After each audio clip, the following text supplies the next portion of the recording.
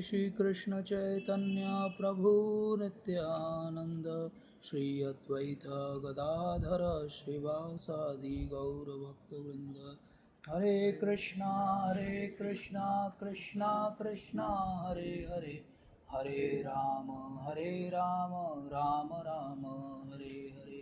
हरे कृष्णा कृष्णा कृष्णा हरे हरे, हरे राम राम राम हरे हरे। हरे कृष्णा कृष्णा कृष्णा हरे हरे, हरे राम राम राम हरे हरे।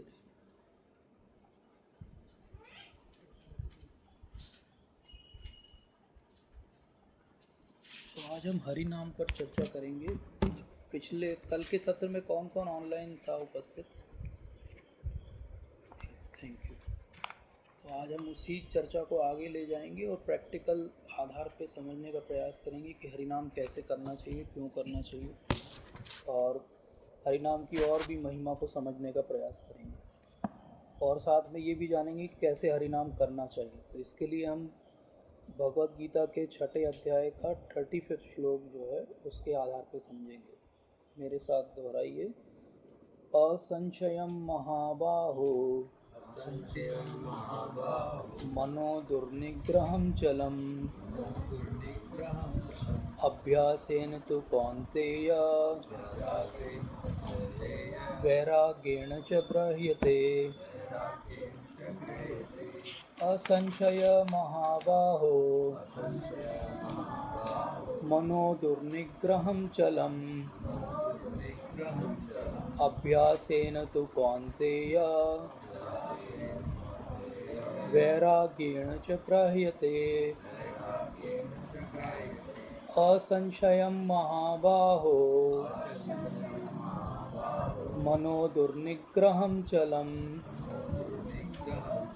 अभ्यासेन तु कौन्तेय वैराग्येण च गृह्यते। तो यहाँ पर अर्जुन ने इसके पहले वाले श्लोक में बोला था कि हे भगवान, आप कह रहे हो कि मन को आप वश में करो, लेकिन मन को वश में करना तो बहुत ही कठिन है।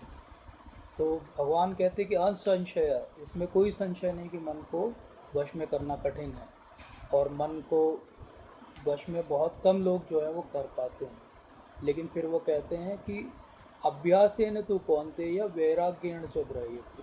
दो वो एस्पेक्ट बताते हैं मन को कंट्रोल करने के लिए, एक अभ्यास और एक वैराग्य। तो अभ्यास का अर्थ हो गया कुछ एक्टिविटी करना, और वैराग्य का अर्थ हो गया कुछ एक्टिविटी नहीं करना। अंग्रेजी में जिसको हम कहते हैं डूज एंड डोंट्स।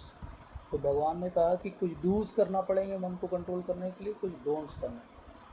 तो आज हम समझेंगे कि ये डूज क्या हैं और डोंट्स क्या हैं। तो जो अभ्यास है मन को कंट्रोल करने का, उसको कहते हैं मंत्र। मना तार्यते इति मंत्र।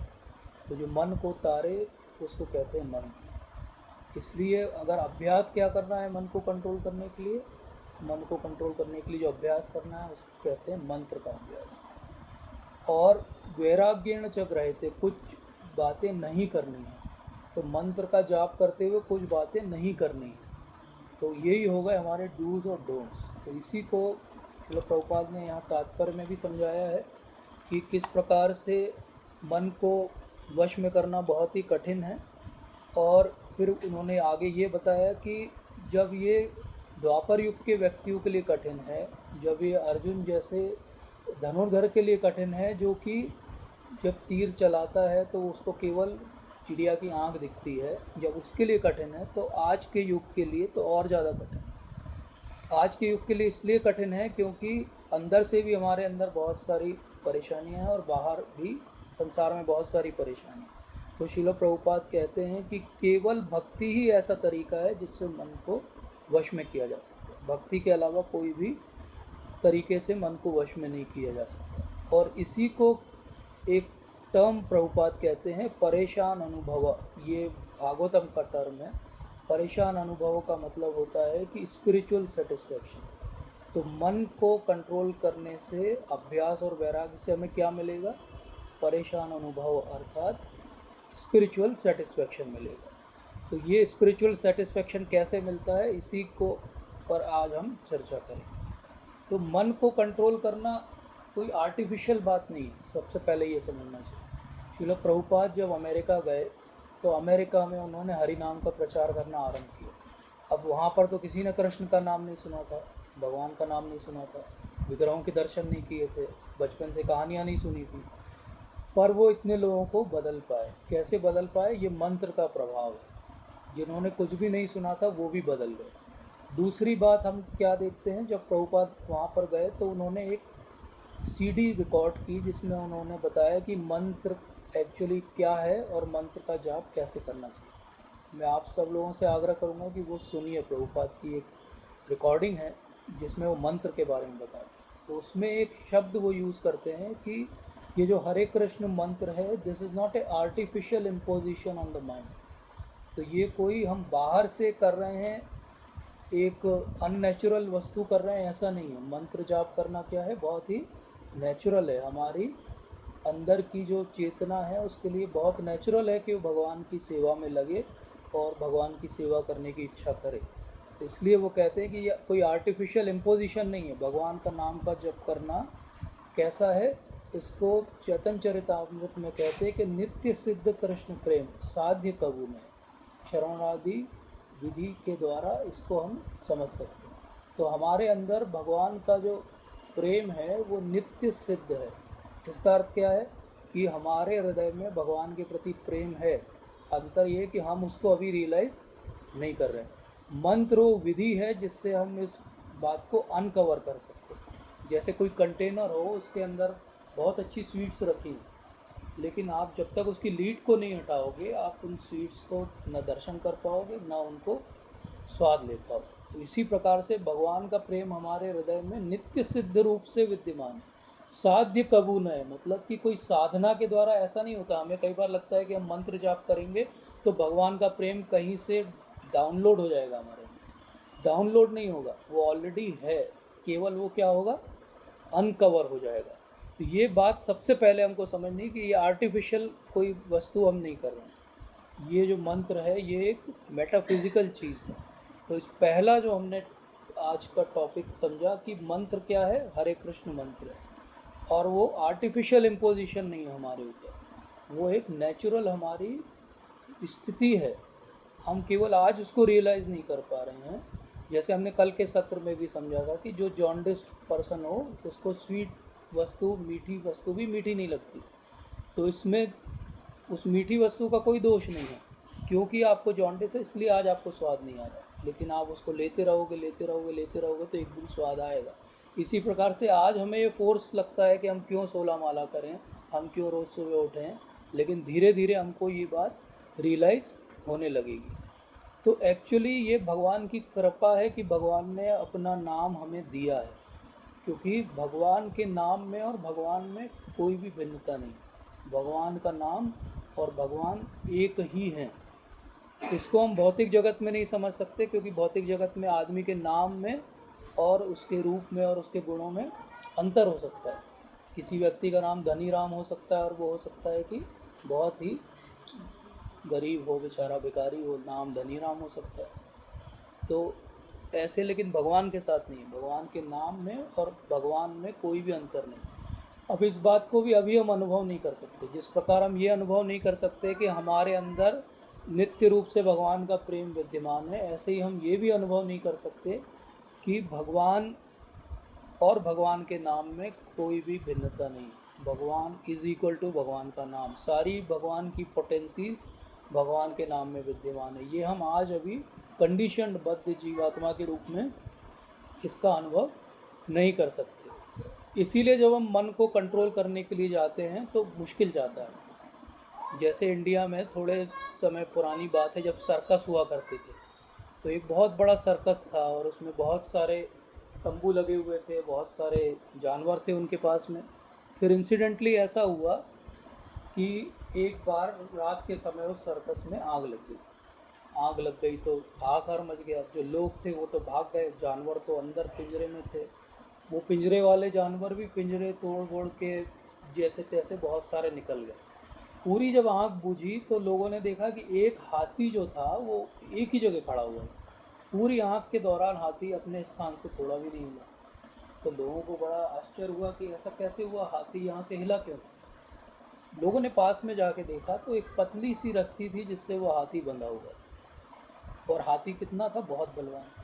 अब इतना बलवान हाथी था लेकिन वो क्यों वहाँ से नहीं भागा, क्योंकि जब वो बिल्कुल छोटे से उसमें था तब से उसको जंगल से पकड़ा गया था और तब उसको मोटी जंजीर से बांधा गया।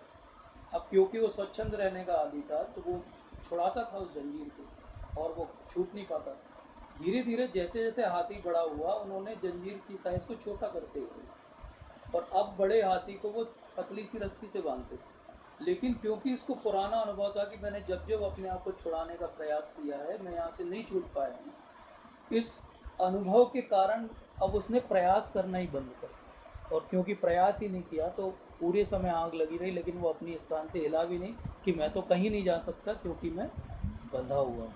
तो ये सबसे पहली बात जो है हमको समझनी है। क्या बात समझनी है कि हमारी जो पूरी कंडीशनिंग है, मटेरियल कंडीशनिंग, ये भौतिक जीवन के हमने करोड़ों वर्ष बिताए हैं, तो हमारे मन के अंदर ऐसे गहरे संस्कार पड़े हुए हैं इसके कि अगर कोई बताता भी है कि भगवान होते हैं या वो सिद्ध प्रेम आपके हृदय में ही है तो हम उसको एक्सेप्ट भी नहीं कर पाते। तो एक ईगल थी, ईगल अंडे देती है, बड़ा सा अंडा रहता है। तो एक जगह से वो जा रही थी तो उसने देखा नीचे कि कितना आजकल कलयुग बढ़ गया है, साधु लोग जो हैं कितने बुरे बुरे काम कर रहे हैं। तो उसके कारण उसके मन में बड़ा दुख आया।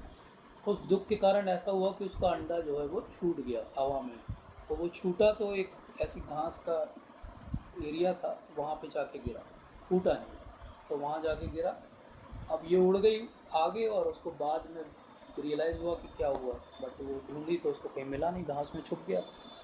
उसी एरिया में जहाँ वो अंडा गिरा था वहाँ पे कुछ बतख जो है वो रहा करती थी।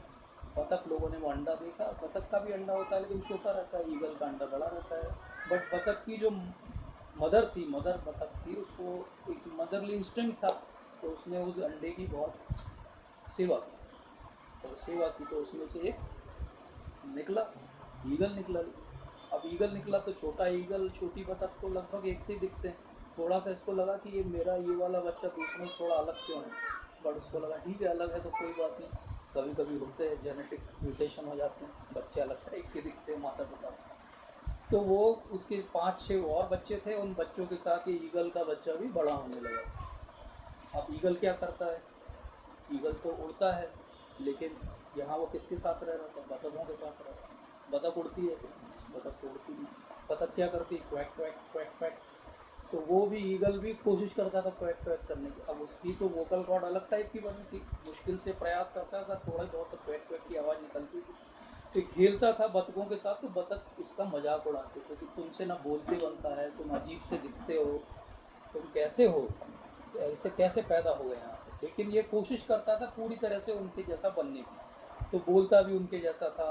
वो लाइन में चलते थे तो उनके पीछे पीछे ये भी पॉन्ड तक जाता था और उनके साथ घूमता रहता था, घूमता रहता था। अब धीरे धीरे ईगल की साइज़ तो बड़ी हो गई, वो बड़ा हो रहा था तो उसको और ज़्यादा लोग मजाक उड़ाते थे, तुम तो बिल्कुल ही आउट हो गए, हमारे जैसे ही नहीं दिखते, हमारे ग्रुप के हिस्सा ही नहीं हो, पता नहीं कहाँ से आ गए हो। ऐसा उसका मजाक उड़ाया जाता था। फिर ऐसा हुआ कि वो बेचारी जो मदर ईगल थी वो ढूंढती रहती थी मेरा वो अंडा, वो बच्चा कहाँ गया कहाँ गया। तो एक बार वो उसी एरिया से उड़ते हुए जा रही थी तो उसको ध्यान गया कि ये सारे, एक मदर बतख, उसके पीछे 5-6 उसके बच्चे और ये पीछे पीछे एक ईगल भी वो बतख टाइप ही जैसे ऐसे ऐसे चल रहा है। तो इसको समझ में आ गया कि ये तो वही है, मेरा ही बच्चा है। तो वो नीचे गई उसके पास अपनी ईगल वाली लैंग्वेज में उससे बात करने के लिए कि तुम उड़ सकते हो, तुम उड़ सकते हो। लेकिन उसने बोला नहीं, मैं तो बतख हूँ, मैं तो उड़ ही नहीं सकता, मैंने आज तक कोई बतख को उड़ते हुए नहीं देखा, इसलिए मैं भी नहीं उड़ सकता। तो उन्होंने बोला नहीं नहीं तुम उड़ सकते हो। बोले नहीं मैं नहीं उड़ सकता। मदर ईगल रोज़ उसको 2-3 दिन आती रही, बताती रही तुम उड़ सकते हो, उड़ सकते हो, उड़ सकते हो। लेकिन उसने बोला नहीं मैं नहीं उड़ सकता क्योंकि मैं तो बतख हूँ, मैं आपकी बात नहीं मान सकता क्योंकि मैं तो इन्हीं के बीच जन्मा हूँ, आप मुझे यहाँ से किडनैप करके मत ले जाओ, मैं तो इन्हीं का हिस्सा हूँ। तो मदर ईगल ने सोचा अब क्या किया जाए, क्या किया जाए, कैसे इसको रियलाइज़ किया जाए। तो ईगल के अंदर एक नेचुरल इंस्टिंक्ट होता है कि अगर उसको सूरज की रोशनी दिखाई जाए तो जैसी रोशनी उसकी आँख में पड़ती है उसके पंख ऐसे खुल जाते। तो ईगल मदर ने उसको बोला कि अच्छा ठीक है, तुम बतख हो, कोई बात नहीं, तुम मेरे साथ आओ 2 मिनट के लिए। वो उसको चला के एक थोड़ी पहाड़ी पे ले गई और उसने बोला कि वो देखो सामने सूरज है, उसकी तरफ देखो। और जैसे ही उसने सूरज की तरफ देखा उसके पंख ऐसे फैले, उसकी माँ ने उसको पीछे से धक्का दे दिया और वो उड़ने लगा।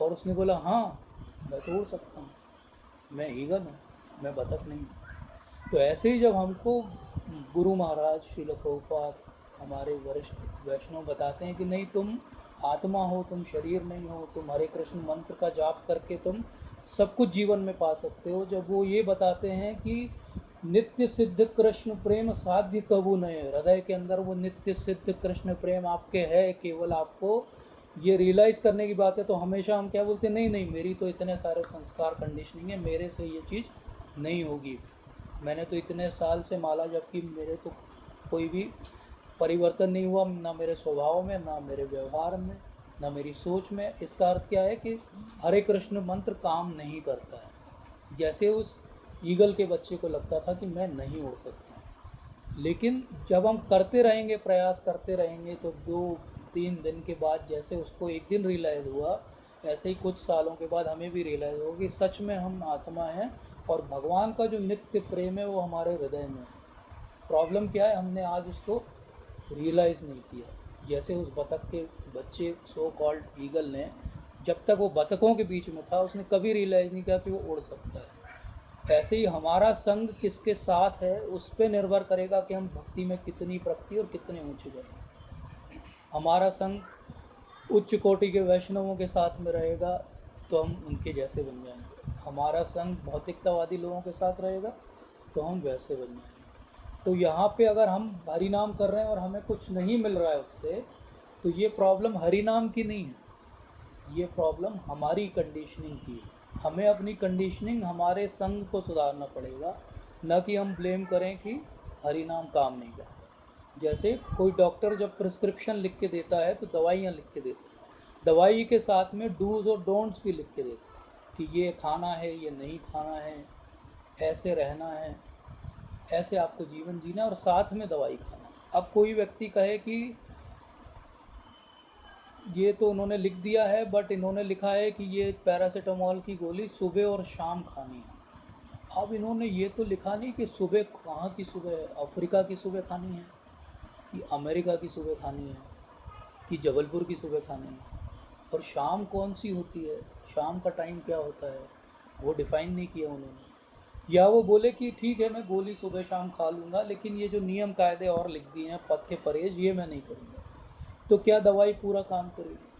अब वो 15 दिन बाद डॉक्टर के पास जाए कि डॉक्टर साहब आपकी तो डिग्री फर्जी है। बोले क्यों फर्जी है भाई? बोले फर्जी इसलिए क्योंकि आपने जो लिख के दिया हम तो ठीक नहीं हुए। तो हम क्यों नहीं ठीक हुए? क्योंकि हमने दवाई का सेवन जैसे बताया गया वैसे नहीं किया। हम इसलिए ठीक नहीं हुए कि जो पथ्य परहेज हमको करना चाहिए था हमने ठीक से नहीं किया। तो ऐसे ही हरे कृष्ण महामंत्र के साथ में कुछ डूज़ और डोंट्स भी बताए गए, कुछ करना है, कुछ नहीं करना। आप लोगों को जो पेपर दिया गया उसमें एक नाम अपराध की लिस्ट है, उसको देख के हड़बड़ाइए मत, परेशान मत होइए, उसको हम विस्तार से समझेंगे कि वो बहुत ही सरल है, उसको समझना इतना मुश्किल नहीं है। तो अब हमारा जो मन होता है वो कैसा है? हमारे मन को ऐसा समझिए जैसे एक पेंडुलम होता है, सबने देखा है पेंडुलम फिजिक्स की क्लास में क्या करता है, यहाँ से यहाँ जाता है, फिर यहाँ से यहाँ।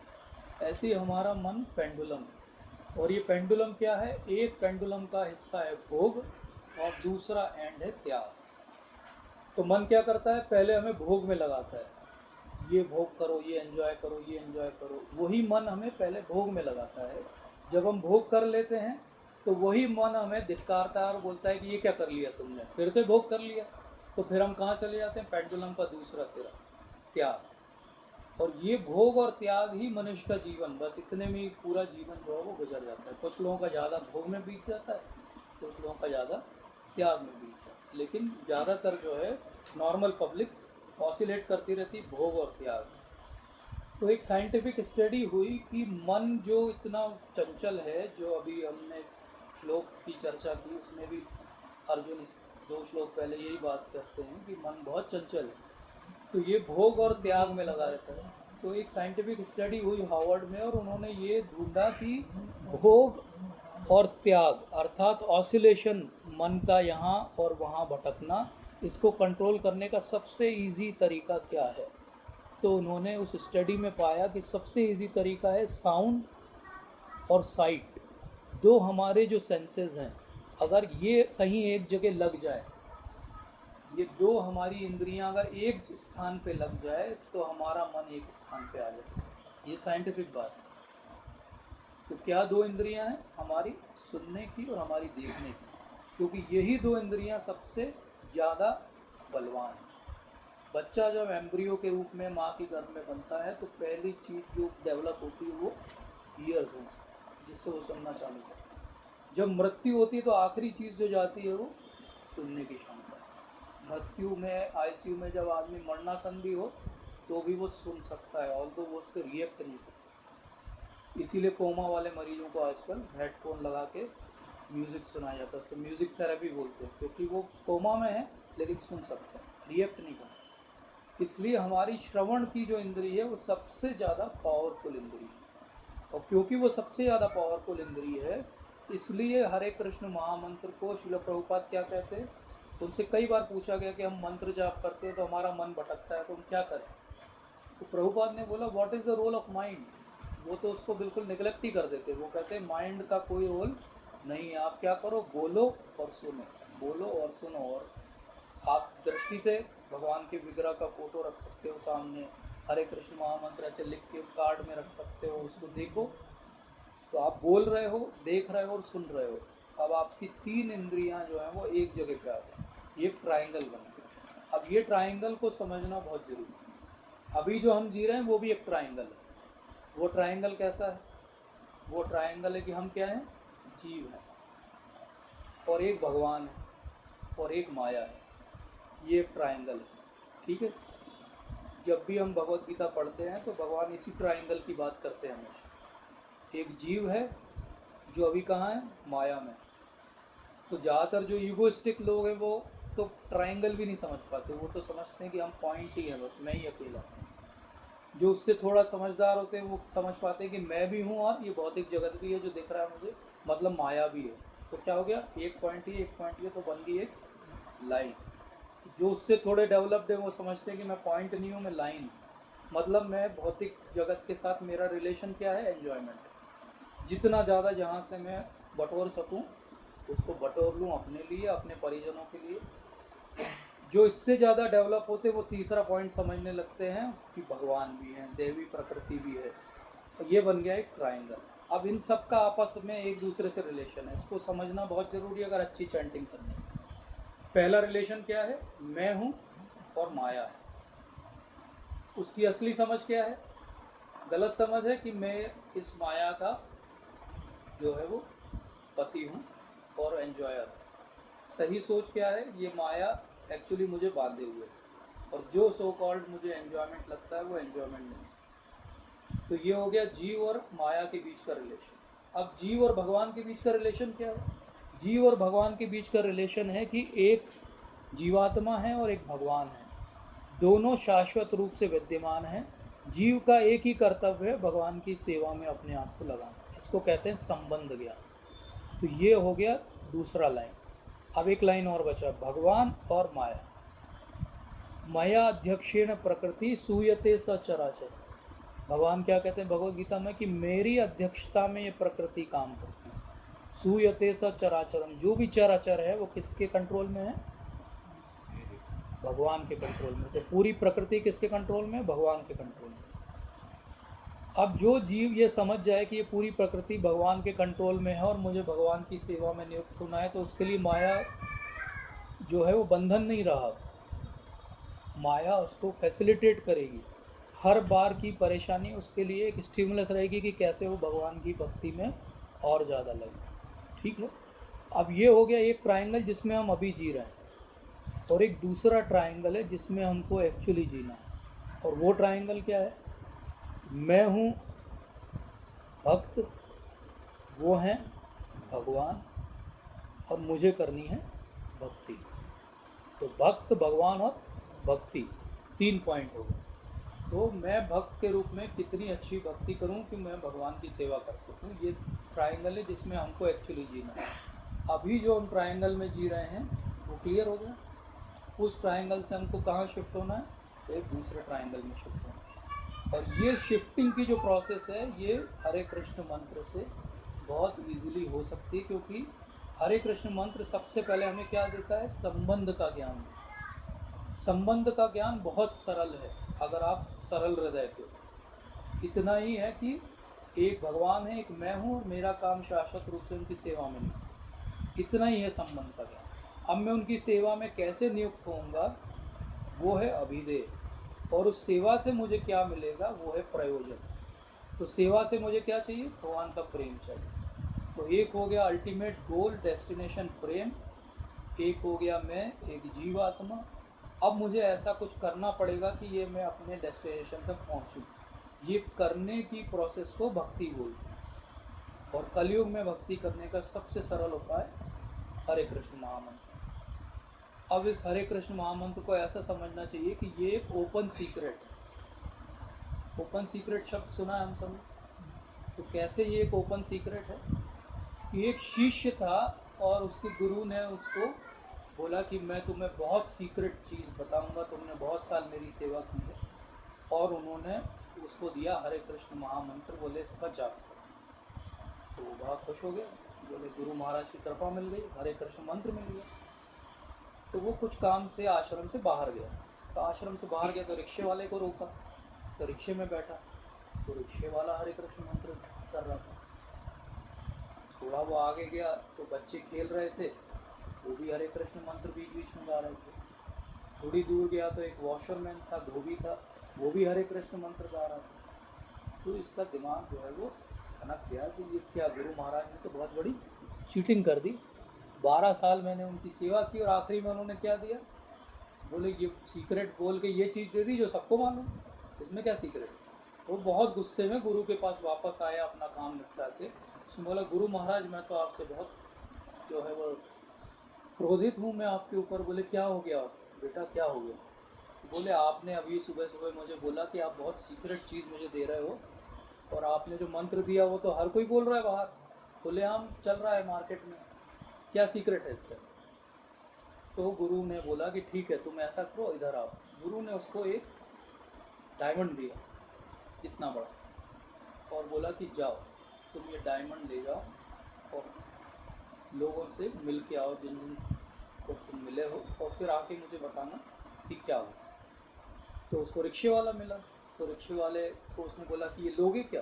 तो बोले हाँ बढ़िया पत्थर है, मैं कभी कभी ढलान पे रिक्शा रोकता हूँ तो वो सरक जाता है नीचे, तो ये टायर के नीचे लगाने में बढ़िया काम आएगा, दे दो मेरे को। तो भागा ये वहाँ से कि बोले इसको तो वैल्यू समझ में नहीं आ रही। थोड़ी दूरी पे गया बच्चों के पास, बच्चे क्रिकेट खेल रहे थे, तो उसने बोला ये लोगे क्या बच्चे लोग। तो बोले हाँ हाँ ये तो खेलने वाली बढ़िया चीज़ है, हम खेलेंगे इससे, दे दीजिए हम बॉल बना के खेलेंगे, कैच करेंगे इसको। तो ये वहाँ से भी भागा, फिर वो वॉशरमैन के पास गया, धोबी के पास गया। उसने बोला आप लेंगे क्या इसको। तो बोले हाँ मैं बिल्कुल ले लूँगा, क्योंकि मुझे कई बार बहुत गंदे कपड़े आते हैं तो उनसे मैल छुड़ाने के लिए मुझे कुछ चाहिए, तो ये पत्थर बड़ा मजबूत दिख रहा है तो ये काम आएगा, बढ़िया दे दीजिए मुझे। तो वो वापस अपने गुरु महाराज के पास गया और उसने बोला कि ये मेरा अनुभव रहा, तीनों लोगों को मैंने डायमंड दिखाया इतना बड़ा अलौकिक, और बोले पहले वालों ने तो बोला वो रिक्शा रोकने के लिए यूज़ करेंगे, दूसरे वालों ने खेलने के लिए, और तीसरे वाले तो कपड़े धोने के लिए। तो बोले ऐसा क्यों हुआ गुरु महाराज। तो बोले उन तीनों को उसकी वैल्यू नहीं मालूम। ऐसे ही हरे कृष्ण महामंत्र भी, हरे कृष्ण महामंत्र सबके पास है, सर्वत्र है, कोई भी ले सकता है, लेकिन वो एक ओपन सीक्रेट है। ओपन है क्योंकि सबको मालूम है, सीक्रेट है क्योंकि उसकी महिमा को लोग समझ नहीं पाते, और क्योंकि महिमा नहीं समझ पाते तो कई बार हम मंत्र जाप किस लिए करते हैं कि हमें कोई भौतिक कष्ट आया तो वो कष्ट दूर कर दे मंत्र। कई बार हम मंत्र जाप इसलिए करते हैं कि हम मंत्र का जाप करेंगे तो हमें कुछ जो है वो फैसिलिटीज़ मिल जाएंगी जीवन के अंदर। लेकिन ये मंत्र जाप का उद्देश्य नहीं होना चाहिए, क्योंकि अगर ये मंत्र जाप का उद्देश्य है तो ये क्या हो गया, नाम के प्रति अपराध हो गया। क्योंकि नाम जो महान है इतना, उसको आप वैसे ही यूज़ कर रहे हो जैसे रिक्शे वाला उस डायमंड को यूज़ करेगा रिक्शे को रोक के रखने के लिए। तो इस तरह मंत्र क्या है, ये महामंत्र है, ये साधारण मंत्र नहीं है। क्योंकि ये महामंत्र है इसलिए ये ओपन भी है और सीक्रेट भी है। ओपन सबको पता है, सीक्रेट हम आज डिस्कस करेंगे। तो अब हम जब मंत्र की महिमा को इतना समझ गए तो अब हमको ये समझना पड़ेगा कि कैसे हम इस मंत्र को अच्छे से अपन जीवन में ले ताकि इसका हमें लाभ मिले। तो इसको इस तरह से समझाया जाता है कि यही मंत्र है जिसको जप के आपको भगवान के स्वरूप के दर्शन होंगे। यही मंत्र है जिस रूप में भगवान सबसे पहले आपको दर्शन देते हैं। क्योंकि हमने समझा कि भगवान के नाम में और भगवान में कोई भी भेद नहीं है। इसका अर्थ क्या हुआ कि भगवान का नाम और भगवान एक हैं। अर्थात जब हम हरे कृष्ण कृष्ण कृष्ण हरे हरे, हरे राम राम राम हरे हरे जप रहे हैं तो भगवान इस समय हैं यहाँ पर। इसको हम अभी अनुभव नहीं कर पा रहे लेकिन वो यहीं पर हैं। तो कई बार हमको लगता है कि कोई साउंड या कोई आवाज़ से कोई फॉर्म कैसे बन सकता है, लगता है ना ऐसा कि कोई स्वरूप कैसे बन सकता है किसी आवाज़ से। तो इसको कैसे समझेंगे, जैसे मान लो आपके किसी फ्रेंड का अभी फ़ोन आ जाए, किसी नए नंबर से फ़ोन आए जो आपके पास सेव नहीं हो और आप उससे 10 साल पहले मिले। वो जैसे ही एक बार आपको हेलो बोलेगा आप तुरंत उसको पहचान लोगे और आपके मन में उसकी छवि बन जाएगी जिस तरह से आपने उसको देखा होगा 10 ईयर्स पहले। तो ये क्या हुआ, आपने तो क्या सुना, साउंड सुनी, लेकिन आपके मन में क्या आया, फॉर्म आया। तो जब एक भौतिक जगत में एक नाम से या साउंड से फॉर्म आ सकता है तो आध्यात्मिक रूप में क्या नाम या साउंड से कोई स्वरूप नहीं आ सकता भगवान, तो उसमें कोई डाउट ही नहीं होना चाहिए। जैसे हर व्यक्ति की एक यूनिक आवाज़ होती है, जो CBI FBI एजेंसीज़ होती हैं, ये जैसे हमारी फिंगरप्रिंट्स हैं ऐसे ही हमारी सबकी एक वॉइस प्रिंट्स हैं। वॉइस प्रिंट का मतलब ये है कि आप एक बार कुछ बोल दो वो रिकॉर्ड हो जाएगा और उस वॉइस प्रिंट को कोई भी रेप्लिकेट नहीं कर सकता, कितना भी बड़ी मिमिक्री का आर्टिस्ट। तो आपकी एक यूनिक वॉइस प्रिंट जो केवल आपकी, जैसे जब 9/11 का अटैक हुआ तो बहुत सारे उन्होंने फ़ोन टेप किए और उसमें से बहुत सारे जो कॉन्स्पिरेटर्स थे उनको कैसे पकड़ा, उन्होंने केवल वो साउंड प्रिंट से पकड़ा, वॉइस प्रिंट से। तो हर एक की यूनिक वॉइस प्रिंट है। तो इसका मतलब क्या हुआ, इसका मतलब ये हुआ कि जैसे भौतिक संसार में हर साउंड का एक फॉर्म है। एक बहुत बड़ी साइंस है, एक जापानीज साइंटिस्ट हैं, आप जब भी कोई भी चीज़ बोलते हो तो उससे वो क्रिस्टल्स एक प्रॉपर एक तरीके से ओरिएंट हो जाते हैं। आप कभी यूट्यूब पे देखेंगे तो बहुत सारे इस पर वीडियो है, ये साइंटिफिक बात कर रहा हूँ कि हर साउंड एक यूनिक क्रिस्टल्स का कॉन्फ़िगरेशन बनाता है। इसका मतलब क्या हुआ कि जितने हमारे मंत्र हैं, लोगों ने इसको करके भी देखा, मंत्र के साथ एक यंत्र होता है, देखा जैसे श्री यंत्र होता है, उसका एक मंत्र है और एक यंत्र है। अगर उस मंत्र को उस प्रॉपर कोइनोटेशन से बोला जाए तो वही जो फिगर है वो क्रिस्टल में बन के आए। मतलब साउंड से क्या हो गया, फॉर्म आ गया। मतलब हर साउंड का एक स्पेसिफिक फॉर्म है। तो ऐसे ये जो दिव्य नाम है भगवान का, हरे कृष्ण या कृष्ण, ये भी एक साउंड है। अभी हमें ये अनुभव हो रहा है लेकिन ये फॉर्म है, ये हमें आगे अनुभव होगा। जैसे हम एक साउंड को फ़ोन पे सुन के उस पिक्चर को बना लेते हैं कि वो व्यक्ति कैसा दिखता है, ऐसे ही हम एक भगवान के नाम को सुन के भगवान के स्वरूप का भी बोध कर सकते हैं। अभी हम उसमें बहुत अर्ली स्टेज में हैं लेकिन जो महान भक्त हैं उसको वो रियलाइज़ कर सकते हैं। तो हमारा जो स्वरूप है वो क्या है, हम आत्मा हैं, जीवात्मा है। और जीवात्मा का स्वरूप क्या है, सत्य, चित और आनंद। सत का अर्थ क्या है, सत का अर्थ क्या है, चित का अर्थ क्या है, और आनंद का अर्थ क्या है, हाँ, एन्जॉयमेंट, ब्लिस। तो सच्चिद आनंद ये हमारा ओरिजिनल आत्मा का स्वरूप है। भगवान का स्वरूप क्या है, भगवान भी सच्चिद आनंद है। तो हम में और भगवान में अंतर क्या है, हम में और भगवान में इतना ही अंतर है कि जैसे एक बहुत बड़ा समुद्र हो और उसकी एक बूंद हो, उस बूंद का आप केमिकल एनालिसिस करो, उसमें भी सोडियम क्लोराइड उतना ही परसेंट मिलेगा जितना उस पूरे समुद्र में मिलेगा। इसी प्रकार हम भी सच्चिदानंद हैं, भगवान भी सच्चिदानंद है। और जब हम नाम जप करते हैं तो हमको तो ये आनंद का अनुभव नहीं हो रहा है। तो आनंद का ये अनुभव क्यों नहीं हो रहा है, ये वाला जो मैंने फिगर बनाया है इसको ध्यान से देखिए। ये दिख रहा है, ये एक जोन है, ये भगवान कृष्ण का शुद्ध नाम है। हम जैसे भगवान कृष्ण के शुद्ध नाम की तरफ अप्रोच करते हैं, क्या हो रहा है, शुरुआत में हमें कुछ भी अनुभव नहीं हो रहा। शुरुआत में इसलिए अनुभव नहीं हो रहा है क्योंकि ये एक जोन है जिस जोन में हम नाम का जप कर रहे हैं। इस जोन को बोलते हैं नाम अपराध की जोन। इसको कैसे समझ सकते हैं, जैसे बहुत क्लाउडी डे हो, बहुत ज़्यादा बादल हो, तो क्या हमें सूर्य की रोशनी दिखाई देती है? तो सूर्य है कि नहीं है? तो सूर्य नहीं दिख रहा है, इसमें सूर्य की कोई गलती है? सूर्य की कोई गलती है? सूर्य पे केस करेंगे हम, क्या दिखाई नहीं दिया सूर्य नारायण जी? नहीं करेंगे। क्यों नहीं करेंगे? क्योंकि वो क्लाउड थोड़े से हिस्से में, आप अगर एक एरोप्लेन पकड़ो और क्लाउड्स के ऊपर चले जाओ तो सूर्य भगवान के दर्शन हो जाएंगे। तो ये जो नाम अपराध की जोन है ये ऐसी है। आज हम कहते हैं कि हमको भगवान का अनुभव नहीं हो रहा है क्योंकि ये क्लाउडी जो डे है उसके कारण अनुभव नहीं हो रहा है। वो जो बहुत सारा हमारे अंदर अभी अपराध की प्रवृत्ति है, इसके कारण हम नाम का अनुभव नहीं कर पा रहे हैं। तो नाम का अनुभव नहीं होना ये नहीं दर्शाता कि नाम के अंदर जो है क्षमता नहीं है अपना अनुभव कराने की। नाम प्रभु जो है भगवान से अभिन्न है, इसलिए उनमें पूरी क्षमता है। हम क्यों अनुभव नहीं कर पा रहे हैं? क्योंकि हमारे ऊपर जो है वो क्लाउड है। वो क्लाउड क्या है? वो अपराध का क्लाउड।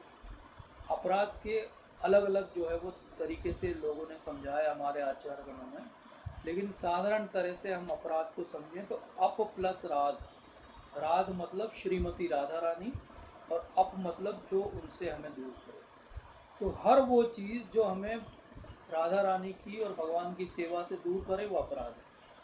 ये बहुत ब्रॉड डेफिनेशन है। तो इस ब्रॉड डेफिनेशन को हम लेके चले तो हर वो चीज़ जो भक्ति में हमारे लिए हानिकारक हो क्या है? वो अपराध है। अगर हम उसको टेक्निकली समझना चाहें तो ये 10 जो है वो स्पेसिफिक नाम अपराध है। नाम अपराध मतलब नाम के प्रति किए जाने वाले अपराध। जब हम नाम जब शुरू में करते हैं पहले दिन तो हमें बहुत अच्छा अनुभव होता है, धीरे धीरे वो अनुभव घटता जाता है क्योंकि हम अब नाम जब भी कर रहे हैं और नाम के प्रति अपराध भी कर रहे हैं। क्योंकि नाम और नाम जप के साथ नाम का अपराध साथ साथ में चल रहा है, तो वो ऐसा बन गया एक क्लाउड।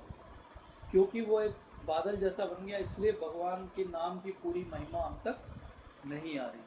तो ये पहली सीढ़ी है जिसको कहते हैं नाम अपराध। इसके बाद मान लो वो बादल छट जाए, हल्के से बादल बचे, या ऐसा उदाहरण ले लीजिए कि सुबह सुबह आप किसी दिन जल्दी उठो और किसी खुले स्थान पे जाओ, तो अभी सूर्योदय नहीं हुआ है, लेकिन आपको थोड़ी देर पहले समझ में आ जाता है कि अब सूर्योदय होने लगा। कैसे समझ में आता है? रोशनी। उसी को कहते हैं कि नाम आभास, सूर्य आभास। सूर्य का क्या हो रहा है? आभास होने लगा कि अब सूर्य इस डायरेक्शन से यहाँ से उदय होने लगा। तो जब हम नाम अपराध के एक ऊपर लेवल जाएंगे तो हम अगले लेवल पे कहाँ जाएंगे? नाम आभास के लेवल पे, कि अब धीरे धीरे हरि नाम प्रभु का आभास हमें होने लगा है, हम नाम अपराध को समझने लगे। तो नाम अपराध को बेसिक तरह से समझें। भक्ति विनोद ठाकुर महाराज ने बहुत स्पष्ट समझाया। नाम अपराध क्या है? ये सोचना कि ये मैं नाम ले रहा हूँ इसलिए मुझे भौतिक सुविधाएं मिलेंगी, मेरा जीवन अच्छा कटेगा, मुझे ऐश्वर्य मिलेगा, मुझे प्रसिद्धि मिलेगी। नाम को इस प्रकार से लेना अपनी सुख सुविधा के लिए, ये नाम के प्रति अपराध। नाम लेते हुए ध्यान न रखना, इनडिफरेंस होना या इनअटेंटिव होना, ये नाम के प्रति सबसे बड़ा अपराध। क्यों? क्योंकि नाम कौन है? स्वयं भगवान है। अब हम भौतिक रूप में एक उदाहरण लें। मान लीजिए आज हम मोदी जी को यहाँ इनवाइट करें और मोदी जी यहाँ आके बैठे और हम जो है वो उस कोने में उधर मुंह करके अपना लैपटॉप पे कुछ काम करते रहें, तो क्या बोलेंगे मोदी जी? या आप करेंगे क्या ऐसा? नहीं करेंगे। क्यों नहीं करेंगे? बोले इतने महान गेस्ट आए हैं, उनकी सेवा करना चाहिए, उन पर ध्यान देना चाहिए। हम अलग कोने में जाके कुछ अपना काम थोड़ी करेंगे। लेकिन जब हम बिना ध्यान के नाम जप करते हैं तो हम यही कर रहे हैं कि हमने नाम प्रभु को इन्विटेशन दे दिया, आइए नाम प्रभु। और जब नाम प्रभु आ गए तो हमने बोला कि अच्छा वो 10 साल पहले क्या हुआ था मेरे साथ, उसने अच्छा नहीं किया। तो हम कहाँ चले गए? प्रेजेंट में नाम प्रभु हमारे सामने है और हम पास्ट में चले गए 10 साल पहले, उसने एक जो है वो मेरे साथ उस दिन अच्छा व्यवहार नहीं किया, वो हमको आज याद आ रहा है नाम जप करते थे। तो ये क्या हो गया? ये नाम के प्रति अपराध हो गया। इसको बोलते हैं इनअटेंशन, कि नाम प्रभु को इन्विटेशन दे दिया और आपने फिर उन पर ध्यान नहीं दिया। तो ये बहुत बड़ी जो है वो विडंबना है कि हमको नाम की महिमा भी पता हो तब भी हम जो है वो नाम के प्रति इनअटेंटिव रहते हैं या नाम के प्रति हम ध्यान नहीं देते। इसलिए आपके पेपर में लास्ट वाली लाइन देखिए, पीछे वाले पेपर पे, यहाँ से चालू करते हैं। To maintain material attachment even after understanding so many instructions in this matter, it is also an offense to be inattentive while chanting. तो ध्यान पूर्वक जप न करना ये सारे नाम अपराध का जड़ है। अगर हम ध्यान पूर्वक नाम जप करें तो हमें ये 10 अपराधों को पढ़ने की भी जरूरत नहीं। ध्यान पूर्वक जप न करना ये सारे 10 नाम अपराध की जड़ है। इसलिए हमको अगर इन 10 नाम अपराध से बच के नाम आभास के लेवल पे जाना है तो 2 ही काम करना है। पहला काम क्या करना है? नाम से ये अपेक्षा नहीं करना है कि मुझे कोई भौतिक वस्तुएं मिले। तो हमको यहाँ से यहाँ जाना बहुत ईजी है, केवल 2 चीज़ें करना है। भक्ति विनोद ठाकुर महाराज कहते हैं, एक, नाम से ये अपेक्षा नहीं करना कि वो लेने की वजह से मुझे कोई भौतिक सुख सुविधाएँ मिलेंगी, और दूसरा नाम को ध्यानपूर्वक करना। ये 2 चीज़ें करके साधारण से साधारण व्यक्ति पहले दिन से नाम अपराध से नाम आभास पे आ सकते हैं। कोई मुश्किल काम नहीं है, क्योंकि अब अगर हम बाकी नाम अपराध जो हैं उनको पढ़ें तो क्या है वो? नाम अपराध पहला है कि उन लोगों की निंदा करना जो भगवान की भक्ति में लगे। दूसरा है कि सारे देवताओं को और भगवान के नाम को एक समान मानना। तीसरा है गुरु महाराज की आज्ञा का पालन नहीं करना। गुरु महाराज क्या आज्ञा दे रहे हैं? गुरु महाराज कह रहे हैं नाम जप करो। तो ध्यानपूर्वक जब हम नाम जप नहीं कर रहे हैं तो क्या कर रहे हैं? गुरु महाराज की अवज्ञा कर रहे हैं।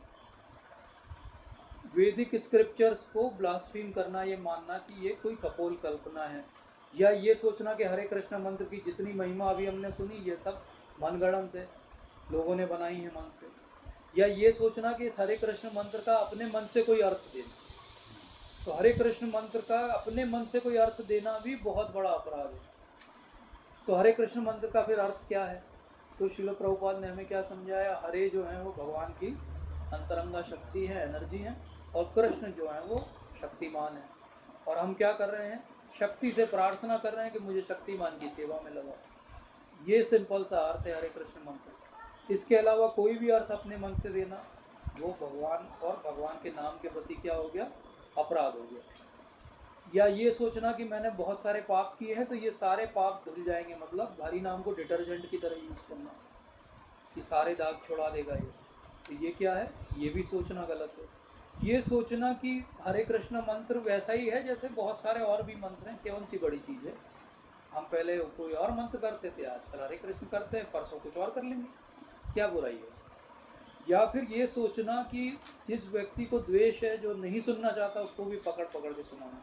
होपफुली यहाँ ऐसा कोई नहीं है। और ये सोचना कि मैं मंत्र का जाप तो कर रहा हूँ लेकिन मेरी भौतिक इच्छाएं जो है वो वैसी बनी रहें, उनमें कोई भी कमी ना आए। तो भौतिक वस्तुओं में और इच्छाओं में जब कमी आए तो नाम जप को आराम से धीरे से छोड़ देना। बोले ये तो कुछ ज़्यादा ही हो रहा है, थोड़ा कम कर लेते हैं, एक दिन छोड़ के करेंगे, हफ्ते में एक बार करेंगे, कभी कभी करेंगे। क्यों? क्योंकि लगने लगता है कि ये सब क्या हो रहा है, जीवन में इतना सारा बदलाव हैंडल नहीं कर पा रहे। तो ये सब जो है वो नाम अपराध को क्या है, अगर हम आराम से बैठ के सोचें तो कुछ भी नहीं, कोई बड़ी चीज़ नहीं है इनसे पार पाना। दूसरे अपराध होते हैं जो अपराध की श्रेणी में आते हैं, वो सेवा के अपराध होते हैं, वैष्णवों के प्रति अपराध होते हैं, जब हम अर्च विग्रह की सेवा करते हैं उनके प्रति अपराध होते हैं। अच्छी बात क्या है, ये सारे 3 कैटेगरी के जो अपराध मैंने बोले, चाहे वैष्णवों के प्रति अपराध हो जाए, चाहे वो किसी विग्रह के प्रति हमसे कोई अपराध हो जाए, या सेवा में कोई अपराध हो जाए किसी की, ये सारे अपराध आराम से हरि नाम से निकाले जा सकते हैं, ऐसा पद्म पुराण बहुत स्पष्ट रूप से कहता है। तो बाकी 3 कैटेगरी के अपराध तो कोई बड़े अपराध हुए ही नहीं, क्योंकि हम हरि नाम कर रहे हैं। और हरिनाम के प्रति अपराध तो कोई भी बड़े अपराध नहीं है, क्योंकि उनको तो आप आराम से जो है टाल सकते हो। एक बार हरिनाम की महिमा समझ लो और उस पर स्थिर रहो, तो आपके अपराध खत्म हो गए।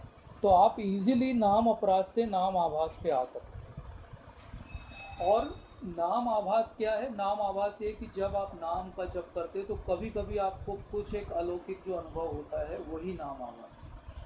अब बात ये कि वो हमेशा क्यों नहीं होता है, तो वो जो कभी कभी जो अनुभव हो रहा है ना, वो भगवान की कृपा है। ऐसा है जैसे भगवान एक एडवर्टाइजमेंट दे रहे हैं अपने आध्यात्मिक ज्ञान या आनंद का, एक छोटा सा ग्लिम्स हमको दिखा रहे हैं कि अगर तुम करते रहोगे बेटा, तो आखिरी में तुमको हमेशा यही मिलेगा, लेकिन अभी थोड़ा सा टेस्ट करके देखो। जैसे नारद मुनि को उनके पिछले जन्म में भगवान ने हल्का सा बात की, हल्का सा दर्शन दिया और बोला अब इससे ज़्यादा अभी नहीं, अगली बार। तो ऐसे ही हमारे साथ भी हुआ है कि तुम नाम जप करते रहो, लेकिन छोड़ ना दो, इसलिए भगवान को डर लगता है, भगवान को भी डर लगता है हमसे कि ये भक्त बन रहा है, कहीं छोड़ ना दे, इसलिए बीच बीच में थोड़ा सा उसको अनुभव देते रहते हैं कि उस अनुभव के कारण वो टिका रहेगा। वो अनुभव कभी भक्तों के संग का अनुभव हो सकता है, वो अनुभव कभी एकांतिक जाप जब आप कर रहे हो तो आपके हृदय में कोई स्फूर्ति हो, वो हो सकता है, कुछ भी हो सकता है। लेकिन वो अनुभव क्यों दे रहे हैं भगवान? Because he wants that you should continue this process. तो जब हम नाम जप करेंगे तो आखिरी में हमारे साथ क्या होगा, इसको अब हम समझते हैं। आपके जो पेपर्स हैं उसमें एक श्लोक है, कोई बताएगा ये श्लोक कहाँ का हिस्सा है? कौन बताना चाहेगा? ये किसका हिस्सा है? चैतन्य महाप्रभु ने शिक्षा अष्टकम दिया। तो हमने कल देखा था कि सारे वेदों का सार क्या है? भगवद गीता है। और भगवद गीता का सार क्या है? सर्वधर्मान परित्यज्य है। सर्वधर्मान परित्यज्य का सार क्या है? हरिनाम करना है। हरिनाम का सार क्या है? चैतन्य महाप्रभु की जीवनी है, जो कि चैतन्य चरितामृत। चैतन्य चरितामृत और चैतन्य महाप्रभु की जीवनी का सार क्या है? महाप्रभु ने बहुत सारी किताबें नहीं लिखी, वो प्रकांड पंडित लिख सकते थे, नहीं लिखी। तो उन्होंने क्या दिए? केवल 8 श्लोक दिए, जिसको कहते हैं हम शिक्षा अष्टकम। अष्टकम मतलब 8 शिक्षाएं, 8 शिक्षाएं। आज उन 8 में से हम 2 शिक्षाओं के माध्यम से समझेंगे कि हरि नाम की महिमा क्यों है और क्या है।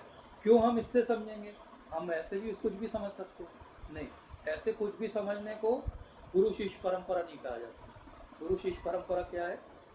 जो परंपरा में आ रहा है वैसे समझो। तो हमारी परंपरा में हरि नाम की सबसे ज़्यादा महिमा किसने गाई? महाप्रभु ने गाई। सब लोग महाप्रभु को जानते हैं, कोई इंट्रोडक्शन की ज़रूरत तो नहीं है किसी को। चैतन्य महाप्रभु, यू नो, चैतन्य महाप्रभु भगवान स्वयं आए राधा रानी के भाव का अनुभव करने के लिए युगल अवतार के रूप में 500 साल पहले वृंदावन में। कुछ लोग उनको महान संत बोलते हैं, लेकिन गौड़ वैष्णव ट्रेडिशन में क्योंकि हमको वो सीक्रेट पता है तो हम जानते हैं कि वो स्वयं भगवान। तो स्वयं भगवान ने क्या श्लोक दिया सबसे पहला शिक्षाष्टकम में? कोई बोलेगा इसको? पढ़ो। चेतो दर्पणमार्जनं महादावाग्निर्वापणं श्रयकैरवचन्द्रिका वितरणं विद्यावधूजीवनम् आनन्दं बुद्धिवर्धनं प्रतिपदं पूर्णामृतस्वादनं सर्वासम्पन्नं परं विजयते श्रीकृष्णसङ्कीर्तनम्। Thank you so much. चेतो दर्पण मार्जनम, जहाँ पे भगवान महाप्रभु एक एक सीढ़ी बताएंगे क्या होता है जब आप नाम का जप करते हो। ब्यूटीफुल, मतलब ये श्लोक मैं जब पढ़ता हूँ तो मुझे ये क्लियर हो जाता है कि ये भगवान ही बोल सकते, ये कोई पंडित, कोई संस्कृत का ज्ञाता, कोई भक्त भी नहीं लिख सकता। ये श्लोक केवल भगवान ही दे सकते। और इस श्लोक में इतनी गहराई है कि हम इस एक शब्द को समझने में शायद हमारा पूरा जीवन चला जाए, हमको पहला शब्द भी इसका ना समझ में, लेकिन क्योंकि समय की मर्यादा है तो हम समझने का प्रयास करेंगे। तो चेतो दर्पण मार्जनम, चेतो दर्पण मार्जनम। चेतो का अर्थ क्या होता है? चित्त। चित्त का मार्जन होता है क्या करने से? भगवान का नाम लेने से। चित्त का मार्जन मतलब क्या होता है? भगवान ने उदाहरण दिया दर्पण का। दर्पण अर्थात आईना, मिरर। भगवान ने कोई और उदाहरण क्यों नहीं दिया? मिरर का क्यों दिया? Very nice. क्योंकि आप अपने आप को देख सकते हो। भगवान ने धुएं का उदाहरण क्यों नहीं दिया? नहीं, एक और कारण है। धुएं का उदाहरण इसलिए नहीं दिया कि धुआं अपने आप छट जाता है, लेकिन दर्पण पे अगर धूल जमी है तो अपने आप नहीं छटेगी, इसको साफ करना पड़ेगा। मतलब आपको एक्टिवली प्रयास करना पड़ेगा चित्त की शुद्धि के लिए। चेतो दर्पण मार्जनम ऑटोमेटिक नहीं होगा। हरि नाम करना पड़ेगा, 4 नियमों का पालन करना पड़ेगा, तब चेतो दर्पण मार्जनम होगा। तो चित्त की शुद्धि, दर्पण का मार्जन प्रयास करने से होगा, अपने आप ऑटोमेटिक तरीके से नहीं होगा। अब चित्त की शुद्धि क्या करनी है? वो जो धूल जमी है वो कितनी है? Can you imagine? वो धूल कितनी है? यहाँ तो कहीं धूल नहीं है, प्रभु जी का घर बहुत साफ है, लेकिन मान लो धूल हो तो कैसी धूल रहती है? ऐसे हटाओ तो ऐसी उंगली में लग जाती है। ऐसी धूल नहीं है चित्त के ऊपर। करोड़ों जन्मों की धूल है। कितने किलोमीटर की धूल है वो? किलोमीटर की धूल है वो। अब करो साफ आप किलोमीटर की धूल को। किलोमीटर की धूल 2 दिन में साफ हो जाएगी।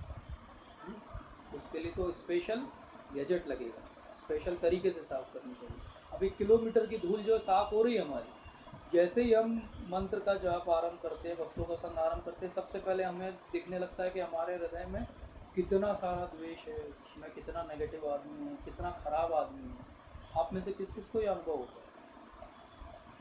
किस किस को लगता है कि सब बढ़िया है, अच्छा है? मतलब नाम जप कर रहे हैं और भक्ति कर रहे हैं तो अच्छा लग रहा है। किस किस को लगता है? हाथ ऊपर करिए, अच्छे से हाथ ऊपर करिए, दिखाई दे मुझे। हाँ, वेरी गुड। जिसको ये लग रहा है कि वो अच्छे से नाम जप हो रहा है तो अच्छा लग रहा है, एक्चुअली उसने अभी नाम जप करना आरंभ भी नहीं किया। क्योंकि नाम जप का पहला जो प्रभाव होगा वो ये होगा कि आप अपने आप को देख पाओगे, और आप अपने आप को देख पाओगे कि मैं कितना बुरा हूँ। तो जब तक हमको लग रहा है मैं बहुत अच्छा हूँ, मैं तो भक्त हूँ, एक्चुअली नाम जब शुरू ही नहीं हुआ महाप्रभु का, तो पहला स्टेप ही नहीं चढ़ेगा। पहला स्टेप क्या? चेतो दर्पण मार्जनम। जैसे चित्त की शुद्धि होगी, हम अपने आप को देख पाएंगे कि हम तो बहुत बुरे हैं। तो जिसको ये अनुभव हो रहा है कि मैं बहुत बुरा हूँ, मेरे अंदर बहुत कलमश हैं, बहुत अनर्थ हैं, वो सही रास्ते जा रहे हैं। और जिनको लग रहा है बड़ा आनंद है, बहुत बढ़िया है, तो वो हो सकता है म्यूज़िक का आनंद हो, वो हो सकता है प्रसाद का आनंद हो, वो हो सकता है संग का आनंद हो, वो नाम का आनंद तो नहीं है। क्योंकि नाम का आनंद तो यहीं से शुरू होगा जब आपको रियलाइज़ हुआ कि मैं तो कुछ भी नहीं हूँ, मैं तो तुच्छ हूँ, मैं तो बहुत ही गया गुजरा और अधम हूँ। यहीं से बात चालू होगी। इसके अलावा कोई रास्ता नहीं है अंदर जाने। भक्ति का रास्ता, गार्डन अंदर बहुत बड़ा है लेकिन गेट उसका बहुत छोटा है, झुक के जाना पड़ेगा। गेट बड़ा नहीं बनाया भगवान ने, गेट बहुत छोटा है, झुक के जाना पड़ेगा। विनम्रता कब आएगी? जब ये रियलाइजेशन आएगा कि मैं तो पतित हूँ। नहीं तो छाती चौड़ी करके हम तो बहुत महान भक्त हैं, तो बहुत महान भक्त हैं तो क्या है, आप घुसोगे ही नहीं अंदर। आप गेट में घुसने के लिए झुकना पड़ेगा। झुकने की इच्छा कब होगी? जब ये रियलाइजेशन होगा कि मैं अच्छा नहीं हूँ। जब तक ये रियलाइजेशन होगा सब बढ़िया है तो सब बढ़िया ही चलता रहेगा, लेकिन भक्ति नहीं मिलेगी। ये अवेयर होना और समझना बहुत ज़रूरी है। अब इसके बाद क्या होगा? भव महादावाग्नि निर्वापन। इसका अर्थ क्या हुआ? दावाग्नि क्या होती है? जंगल की आग। छोटी मोटी आग नहीं, जंगल में 2 बांस ऐसे टकराते हैं और आग लग जाती है। कोई लगाता है उस आग को? कोई नहीं लगा। कोई बुझा सकता है उस आग को? केवल इंद्र भगवान की कृपा हो जाए, कृपा वृष्टि हो जाए तो आग बुझ सकती है। तो ऐसी भव महादावाग्नि जो है, अब हमको अभी रियलाइज़ नहीं हो रहा, बोले बढ़िया पंखा चल रहा है, ठंडी लग रही, कहाँ आग है? लेकिन आग है हम सबके हृदय में। वो आग है किस चीज़ की? जो हमारे साथ पूर्व अनुभव हुए और जो आज भी हो रहे हैं। हर एक को कोई ना कोई कष्ट है। जन्म मृत्यु जरा व्याधि तो सबको ही आने वाली है, तो ये 4 से तो कोई नहीं छूट पाएगा। तो इसलिए जन्म मृत्यु जरा व्याधि तो सबको बांध के रखे हुए है, इसलिए हर कोई इस दावाग्नि के अंदर। अब मान लो किसी घर में आपको और आग लग जाए उस घर के आसपास, तो आप उस समय सोफे का कवर बदलोगे, आप उस समय पर्दे बदलोगे, आप उस समय इंटीरियर डेकोरेशन कराओगे कि बाहर निकलने का प्रयास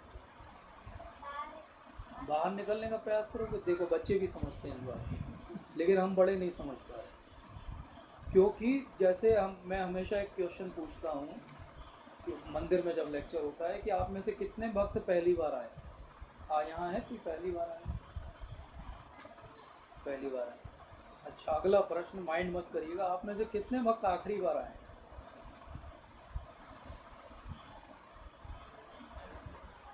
नहीं कह सकते। क्लियर है? इतना ही कॉन्सेप्ट। पहली बार आए हो लेकिन आखिरी बार आए हो क्या? You don't know. इसलिए भव महादावाग्नि निर्वापरम, पहले ये रियलाइज करना पड़ेगा कि सच में आग लगी है आसपास, तब तो बाहर निकलने का प्रयास करिए, नहीं तो पर्दे और सोफे ही बदलते हैं।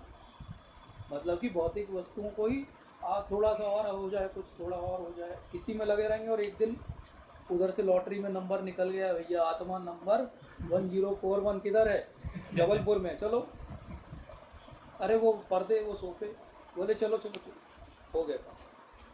तो पहली बार आए हैं, पर आखिरी बार कब आएंगे? ऐसे ही नाम जप कर रहे हैं, कौन सा हमारा नाम जप आखिरी हो गया? इसीलिए नाम की महिमा है। क्यों नाम की महिमा है?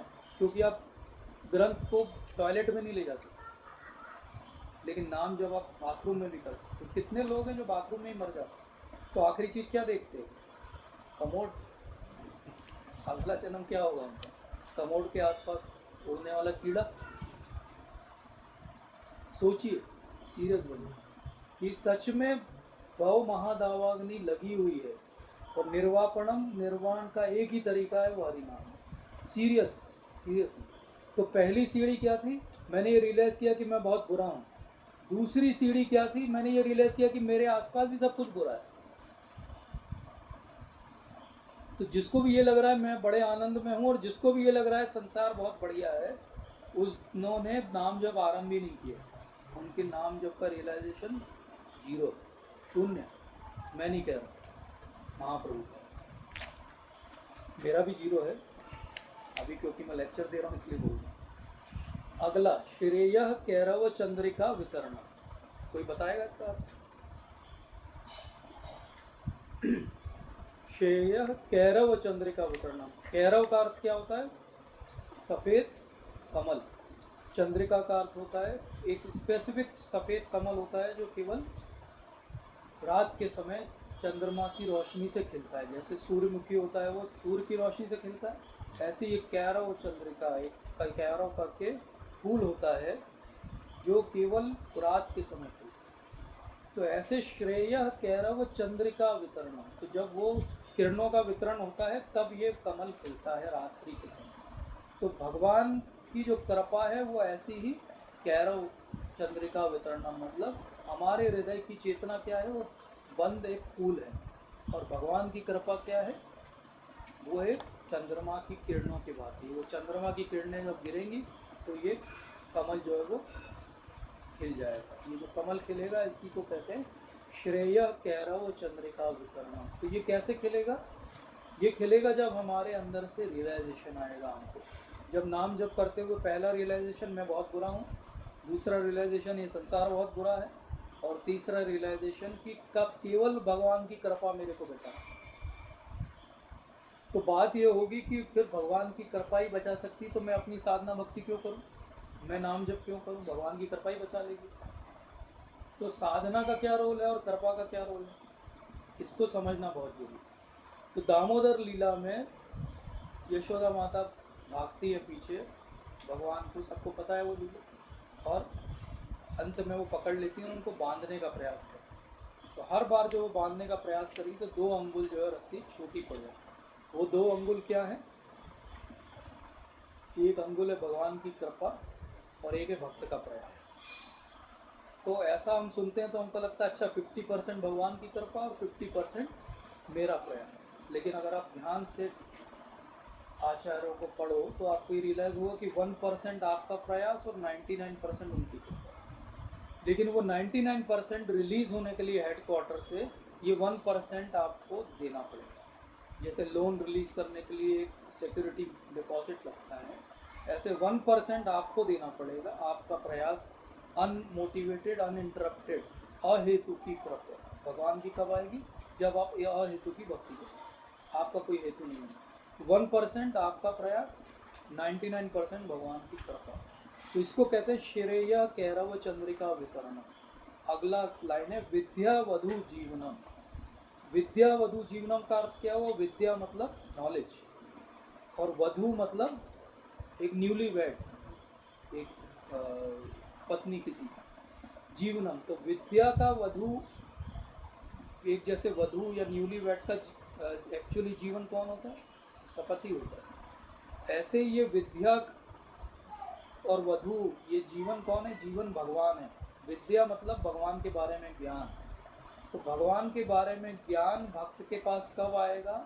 जब वो ये समझ जाएगा कि भगवान की कृपा से ही सब कुछ संभव है। जब तक वो ये सोचता रहेगा मेरे प्रयास से सब कुछ संभव है, तो उसको ये विद्या रूपी वधु नहीं मिलेगी। जिस दिन वो रियलाइज हो जाएगा कि मेरी भक्ति का जीवन केवल भगवान की कृपा से संभव है, उसका जीवन भक्ति का बढ़िया चलने लगेगा। तो हम सब लोग जो जो भक्ति में स्ट्रगल कर रहे हैं, वो इस बात से बहुत इजीली समझ सकते हैं कि अगर हम भगवान की भक्ति में लगना चाहते हैं तो हम ये समझ लें कि 99% उनकी कृपा है। तो हम जब प्रयास करें और हमें सफलता न मिले तो उसमें हतोत्साहित नहीं हो, क्योंकि हमारा पार्ट केवल 1%, 99% किसका फर्क। इसलिए विद्या का अर्थ यहाँ पे क्या है? विद्या का अर्थ है विजडम। विद्या का अर्थ यहाँ पे नॉलेज नहीं है। एक होता है ज्ञान और एक होता है विज्ञान। विज्ञान क्या होता है? Applied knowledge. तो ज्ञान हमने पढ़ लिया, लेकिन इस ज्ञान को विज्ञान में कौन बदलेगा? भगवान की कृपा। ठीक है। इसके बाद की स्टेजेस आएंगी बाद के अनुभव से, इसको कहते हैं आनंदाम बुद्धि वर्धन। अब जो आनंद आएगा वो सही आनंद। तो स्टेज क्या है? पहले मैं बुरा हूँ, संसार बुरा है, भगवान की कृपा से ही सब कुछ संभव है। उनके द्वारा जब ज्ञान मिलेगा तब मेरा भक्ति का जीवन आगे बढ़ेगा, और तब मुझे आनंदाम बुद्धि वर्धना, आनंद का अम्बुधि, अम्बुधि मतलब समुद्र। कैसा है आनंद का समुद्र? जिसका कोई शोर नहीं है और कोई उसकी डेप्थ नहीं, मतलब गहराई भी अनगिनत है और उसकी चौड़ाई भी अनगिनत है। ऐसा अम्बुधि जो वर्धनम है और बढ़ता भी जा रहा है, मतलब इनफाइनाइटली इंक्रीजिंग है। प्रतिपदम, हर सेकंड वो बढ़ता जाएगा। हम रियलाइज़ नहीं कर सकते, और राधा रानी महाभाव में जब रहती है तो वो उसको रियलाइज़ करते हैं। और इसी बात को रियलाइज़ करने के लिए भगवान कृष्ण को चैतन्य महाप्रभु के रूप में आना पड़ता है। कि आनंदाम बुद्धि वर्धनम बोले, हर बार वो एक ही जैसी सेवा करती है लेकिन कभी बोर नहीं होती। हर बार वो एक ही नाम लेती है लेकिन कभी बोर नहीं होती। तो जैसे हरि नाम हम हमेशा लेते हैं, हम बोर होते हैं क्या? लेकिन आपको अगर कोई बोल दे कि कुछ और नाम लो, आप कोको कोला लो, तो आप कितनी देर ले पाओगे? Rock candy, candy candy, rock ले पाओगे? कितनी देर ले पाओगे? मंत्र बना लेते हैं, कितनी देर लोगे? और आप रॉक कैंडी बोलोगे तो रॉक कैंडी मिल जाएगी? नहीं मिलेगी। लेकिन हरे कृष्णा बोलोगे तो कृष्ण मिल जाएंगे। तो इसके बाद जो होगा वो परम विजय थे श्री कृष्ण संकीर्तना। तब श्री कृष्ण के संकीर्तन या नाम जब की परम विजय होगी, तब संकीर्तन ने, भगवान के नाम ने हमारे हृदय पे विजय प्राप्त। अब ये है आइडियलिज्म। अब लास्ट में, अब हम सत्र को अंत कर रहे हैं, तो लास्ट में हम समझेंगे कि ये आइडियलिस्टिक सिचुएशन है। अब इस आइडियलिस्टिक सिचुएशन में हम कहाँ हैं? महाप्रभु जानते हैं हमको कि हम कहीं नहीं हैं। इसलिए वो तुरंत अगला श्लोक शिक्षाष्टकम का क्या बोलते हैं? नाम नामकारी बहुधा निज सर्वशक्ति तत्रार्पिता नियमित स्मरणे न काला एतादृशी तव कृपा भगवन ममापि दुर्देव मी दृशम निहजामी नानुराग। तो हे भगवान, आपके नाम में आपने सारी अपनी शक्ति डाल दी। नाम नामकारी बहुधा निज सर्वशक्ति तत्रार्पिता नियमित स्मरणे न काला। उसके लिए नियम भी हटा दिए, स्मरण और काल के, मतलब नाम जप लेने के लिए कोई नियम नहीं। लेकिन उसके बाद भी क्या हुआ? एतादृशी तव कृपा भगवान ममापि। तो भी मैं इतना दुर्देव व्यक्ति हूँ, मैं इतना जो पतित व्यक्ति हूँ, अधम व्यक्ति हूँ, कि मैं फिर भी आपके नाम के प्रति कोई अनुराग उत्पन्न नहीं करता। तो हमारा जो मिशन स्टेटमेंट क्या है? हमारा मिशन स्टेटमेंट ऊपर वाला श्लोक। हमारी रियलिटी का स्टेटमेंट क्या है? हमारी रियलिटी का स्टेटमेंट नीचे वाला श्लोक। तो जब भी हम नाम जप करें आज से आगे जब भी, तो ये 2 श्लोक को याद रखें। पहले ये नीचे वाला श्लोक याद रखें कि मेरी स्थिति आज ये है, और फिर ऊपर वाले श्लोक से याद रखें कि इस स्थिति से जब मेरा कोई भगवान के प्रति अनुराग नहीं है, आगे बढ़ने के लिए मुझे क्या करना पड़ेगा, मुझे एक ही काम करना पड़ेगा और किसी प्रकार से आपकी भक्ति में मुझे लगना पड़ेगा। तो कैसे ये होगा, इसमें भाव क्या होना चाहिए, तो महाप्रभु ने हमें वो भाव दिया और श्रील प्रभुपाद ने हमें समझाया कि जब हम नाम जप करें तो ऐसे नाम जप करें जैसे कोई बच्चा अपनी माँ के लिए रोता है, क्राई ऑफ द चाइल्ड। जब कोई बच्चा भूखा रहता है तो वो रोता है अपनी माँ के लिए, छोटा सा बच्चा है, चल नहीं सकता है, वो रो रहा है, माँ उसको खिलौने देगी तो वो चुप हो जाएगा? नहीं होगा। कुछ भी प्रलोभन देगी वो चुप हो जाएगा? नहीं। जब तक उसका माँ का संग नहीं मिलेगा तब तक वो चुप नहीं होगा। ऐसे ही हमको भी इसी भाव से नाम का जप करना। जैसे एक बच्चा अपनी माँ के लिए रोता है, तभी रोना बंद करता है जब उसे माँ मिल जाती है, ऐसे ही हमें हरिनाम का जप करना है। जब तक भगवान नहीं मिल जाएंगे हम हरिनाम का जप नहीं रोकेंगे।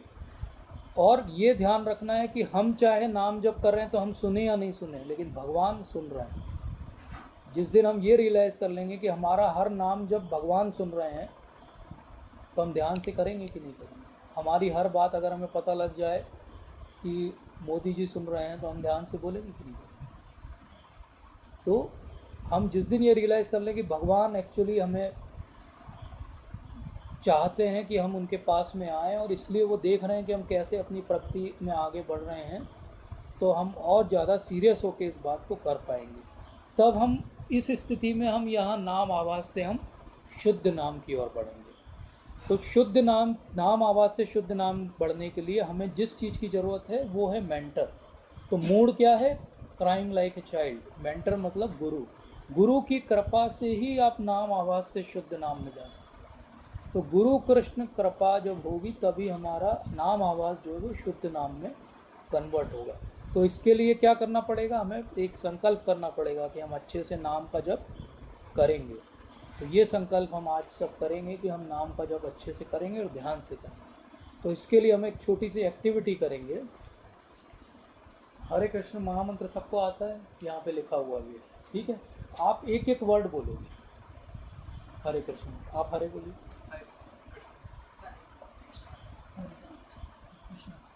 आउट हो गया, फिर से आप आउट हो, आप नहीं बोलोगे।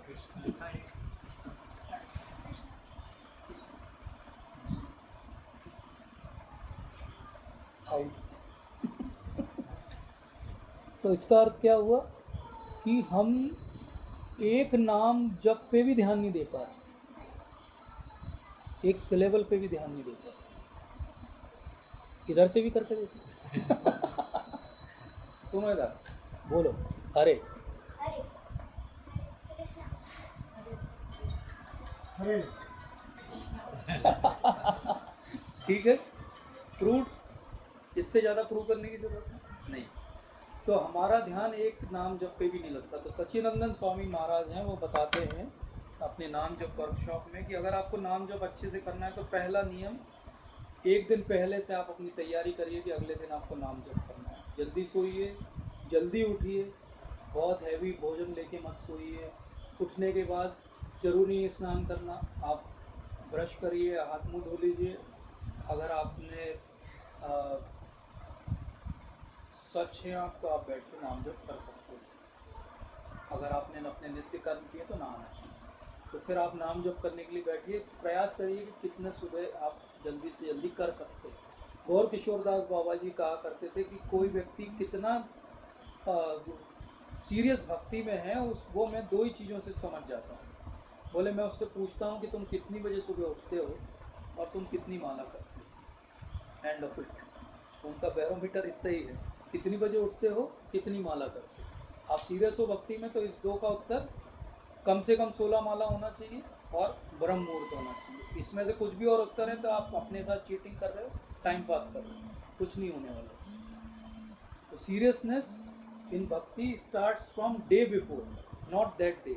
दूसरी बात, रात के समय सोते समय प्रार्थना करिए हरिनाम प्रभु से, भगवान से, प्रभुपाद से, गुरु महाराज से कि मैं कल अच्छे से नाम जप करूँ, इसके लिए मुझे कृपा प्रदान करें। जब नाम जब आरंभ करते हैं, वो छोटे वाले जो आपको कार्ड दिए हैं वो लीजिए। जब हम नाम जप करते हैं तो ये नाम क्यों बहुत महत्वपूर्ण है और बहुत स्पेशल है जो हमको मिल रहा है, इसकी इम्पोर्टेंस को समझिए। एक तो महिमा हो गई, एक इम्पोर्टेंस हो गई। ये नाम जब जो मिल रहा है वो खुद महाप्रभु ने अपनी कृपा से आवेशित करके हमको दिया और गुरु शिष्य परंपरा से हमारे तक आया।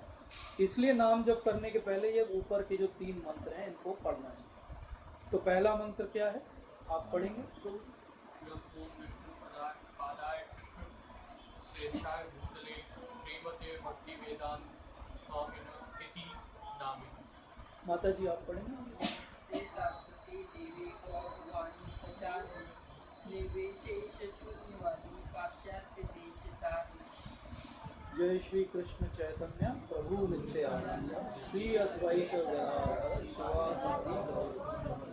तो ये हमने श्रील प्रभुपाद से प्रार्थना की, हमने पंच तत्व अर्थात चैतन्य महाप्रभु, नित्यानंद प्रभु, अद्वैताचार्य गदाधर श्रीवास और बाकी सब जो भक्त वृंद हैं जो हमारे शिक्षा दीक्षा गुरु हुए हैं जीवन में, उन सब से हमने प्रार्थना की, उन सब से कृपा की याचना की, फिर हमने हरे कृष्ण मंत्र का जप किया। तो इससे क्या होगा, भगवान कृष्ण के नाम की बहुत महिमा है, लेकिन जब वो महाप्रभु के थ्रू आती है तो उसमें उनकी कृपा भी आवेशित हो जाती है। क्योंकि उनकी कृपा आवेशित हो जाती है तो वो कृपा के कारण हम उस नाम जप में अगर कोई त्रुटि भी कर रहे हैं तो भगवान उसको चाहे माफ़ करते नहीं करते, लेकिन महाप्रभु उसको हमें क्षमा कर देते। तो इसलिए महाप्रभु की रास्ते जाएंगे तो बहुत जल्दी हम शुद्ध कृष्ण प्रेम को प्राप्त कर पाएंगे, इसलिए ये बहुत महत्वपूर्ण है। तो लास्ट में मैं आखिरी टिप दूंगा, इसके बाद हम एक राउंड बस नाम जप करेंगे कि 5 चीज़ें हैं जो हमें ध्यान रखनी चाहिए। तो एक दिन पहले की हमारी तैयारी, दूसरा ब्रह्म मुहूर्त का टाइम, और तीसरा हम किस पोस्चर में बैठ के नाम जप करते हैं।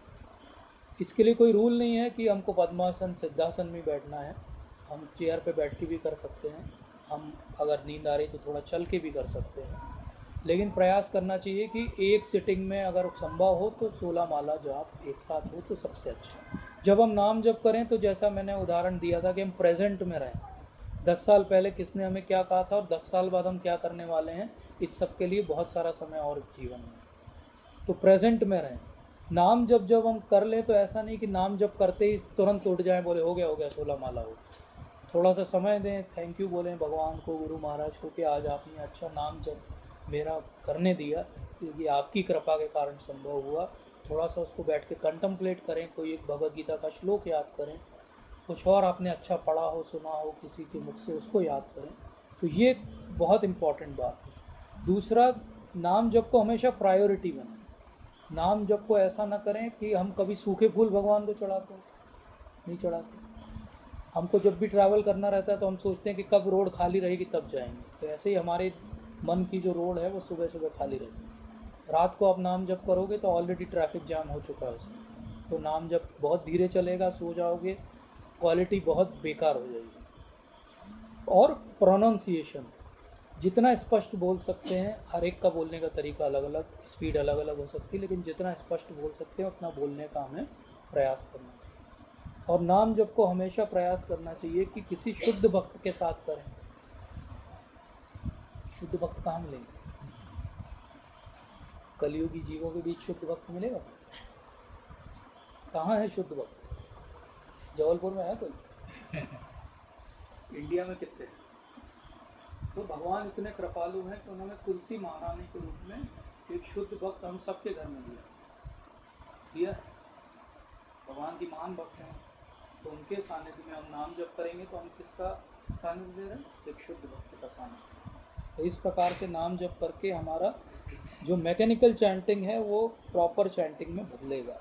और कभी ये मत सोचिए कि नाम जप में समय दे रहे हैं तो बाकी सब जगह का समय आपका कट जाएगा, ऐसा कुछ नहीं होगा। भगवान टाइम आपका डायलेट कर देंगे, आपके बाकी सब काम भी हो जाएंगे और नाम जप भी हो जाएगा। और ये याद रखिए कि वो 2 घंटे का नाम जप बस नहीं है, या वो 16 माला नहीं है। प्रभुपाद ने बोला है वो 16 माला तो गिन के करनी है, बाकी तो दिन भर नाम लेनी।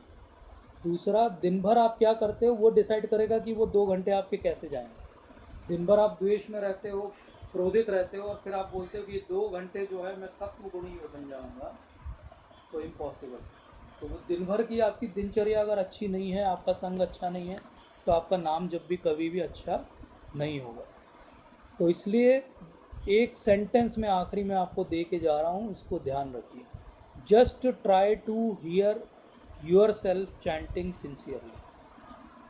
फिर से बोल रहा हूँ, लिखना है तो लिख सकते हैं, बहुत इंपॉर्टेंट बात। Just try to hear yourself chanting sincerely. एक और बार बोल रहा हूँ, just try to hear yourself chanting sincerely. अब इसमें क्या क्या आ गया?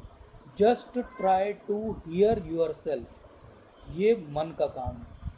चैंटिंग हम शरीर से कर रहे हैं, और सिंसियरिटी हृदय का काम।